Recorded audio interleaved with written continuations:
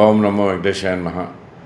ఆత్రేయపురం మండలం వాడపల్లి గ్రామంలో వేంచేస్తున్న స్వయంభూ శ్రీ వెంకటేశ్వర స్వామి ఆలయంలో ఇవాళ మరి ఏకాదశి సందర్భంగా శనివారం సందర్భంగా భక్తులందరూ కూడా విశేషంగా రావడం జరుగుతుంది. వీరందరూ కూడా మొక్కుబళ్ళు తీర్చుకుని తదనంతరం గోదావరి స్నానం ఆచరించి తదుపరి భక్తితో స్వామివారిని దర్శించుకోవడం జరుగుతుంది. వీరందరికీ కూడా చంటి పిల్లలకి పాలు బిస్కెట్లు ఇవ్వడం జరుగుతుంది.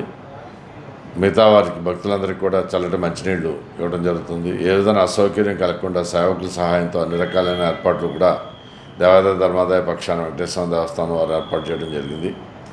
మరియు దర్శనానంతరం వచ్చే ప్రతి భక్తుడికి కూడా ఉదయం 4 గంటల నుంచి 9:30 వరకు కూడా ఉచిత ప్రసాదం విహార ప్రసాదం వితరణ చేయడం జరుగుతుంది.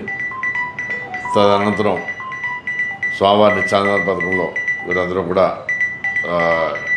వీరందరూ కూడా ప్రసాదం స్వీకరించి వెళ్తున్నారు. ఈరోజు కూడా 1,00,000 మంది వస్తారని అంచనా వేస్తున్నాము. వెంకటేశ్వర.